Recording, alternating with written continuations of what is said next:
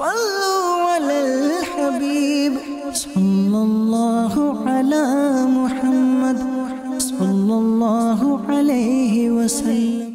ہم اللہ تبارک و تعالیٰ کی رضا کو چھوڑ کر لوگوں کی رضا کے پیچھے، اللہ کے خوف کو چھوڑ کر لوگوں کے خوف کے پیچھے، لیکن ہم یہ نہیں سوچ رہے کہ کوئی بات کرتے ہوئے، کوئی کام کرتے ہوئے اللہ تبارک و تعالیٰ کے مقدس فرشتے ہمارے ساتھ ہیں جو ہماری اچھائی اور برائی لکھ رہے ہیں، اور یہ بارگاہ الہ عز و جل میں پیش کیا جائے گا۔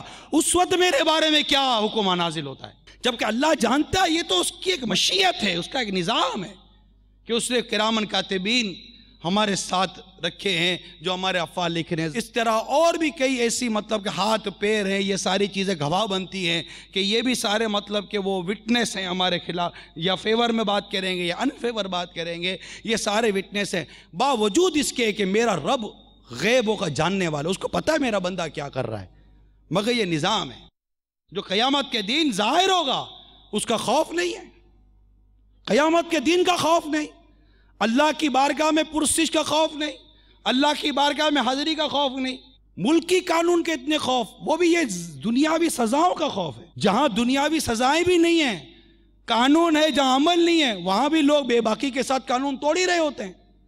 تو پتہ چلا کہ ہم جس خوف سے ڈرتے ہیں، ایسا خوف بھی شریعت کے معاملے میں ہمارے پاس نہیں ہے، جو ملکی قانون کے خوف سے ہماری جو کیفیت ہو جاتی ہے، ایسا خوف۔ مثال کے طور پر رشوت، تقریباً ملکوں کے اندر رشوت لینا، رشوت دینا یہ قانونی جرم ہے، اسلام نے بھی منع کیا۔ الراشی والمرتشی کلاہما فی النار، رشوت لینے والا رشوت دینے والا دونوں جہنم میں۔ ملکی قانون بھی ہے کہ رشوت کا لینا دینا منع ہے، اسلامی قانون بھی رشوت کا لینا دینا منع ہے۔ جو رشوت سے بچ رہا ہے وہ سوچے کہ ملکی قانون کے پیش نظر رک رہا ہے یا شریعت کے قانون کے پیش نظر رک رہا ہے۔ اگر کہتا ہے شریعت کے قانون کے پیش نظر رک رہا ہوں تو ملکوں کے اندر سود کے لینے دینے میں سزا نہیں ہے۔ اگر تم رشوت سے رکتے تو سود سے کیوں نہیں رک رہے ہو؟ سود سے کیوں نہیں رکتے؟ کیوں کہ سود پر گرفتاری نہیں ہے، سود پر سزا نہیں ہے۔ پتہ چلا کہ میں ملکی قانون سے ڈر رہا ہوں لیکن اسلامی قانون سے نہیں ڈرتا۔ اللہ کے بنائے ہوئے قانون کا خوف میرے دل سے نکلتا جا رہا ہے۔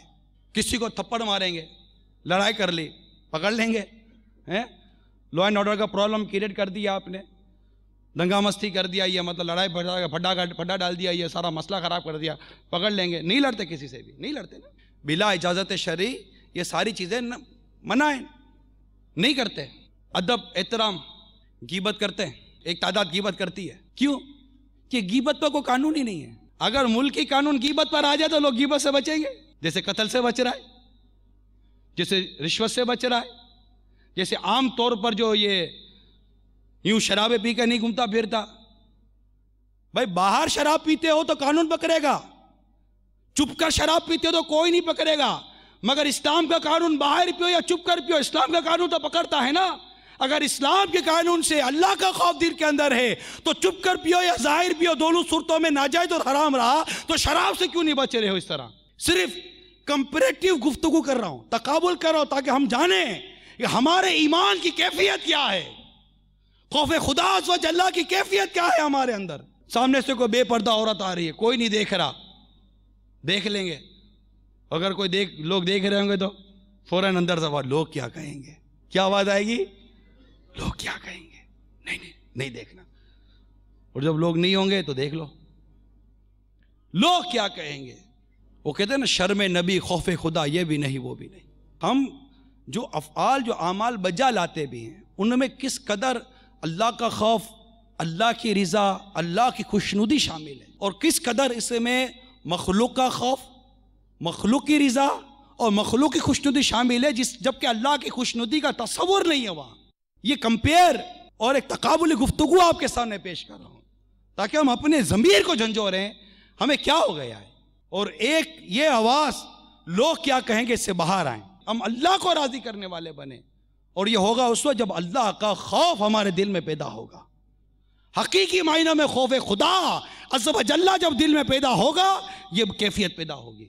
بڑا پیارا ارشاد ہے سورہ آل عمران 4 پارے میں آیت نمبر 175 میں، بڑا پیارا ارشاد ہے، ترجمہ کنز الایمان، اور مجھ سے ڈرو اگر ایمان رکھتے ہو، وخافونی ان کنتم مؤمنین، اور مجھ سے ڈرو اگر ایمان رکھتے ہو. کیسا ارشاد ہے یہ.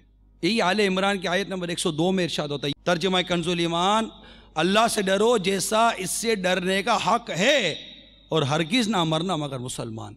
سورہ حجر پارہ 14 کی آیت نمبر 45 میں ارشاد ہوتا ہے ان المتقین فی جنات وعیون.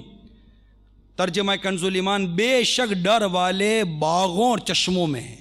آیات کریمہ آپ کو ملیں گی کہ جب ان کا مطالعہ کرتے ہیں تو لگتا ہے کہ خوف خدا یہ بنیاد ہے. اللہ کا خوف، اللہ کا ڈر، تقوی، پرہیزگاری، اس سے ڈرنا، اسی سے ڈرنا. یہاں تک فرمایا اللہ ہی سے ڈرو. جو اللہ ہی سے ڈرتا ہے نا وہ کسی سے نہیں ڈرتا. اور جب اللہ کا خوف نکل جائے نا پھر دنیا کا خوف دل پر آ جاتا ہے. پھر وہی ہوتا ہے جو میں کہہ چکا ہوں، لوگ کیا کہیں گے. ہماری زبان پر اگر یہ شریعت، اسلام، اللہ کی رضا، اللہ کی ناراضگی، مصطفیٰ کی رضا، مصطفیٰ کی ناراضگی، عز و جل صلی اللہ تعالیٰ علیہ وسلم، اگر یہ زبانوں پر آ جائے تو مدینہ مدینہ ہو جائے. صلو علی الحبیب صلی اللہ علیہ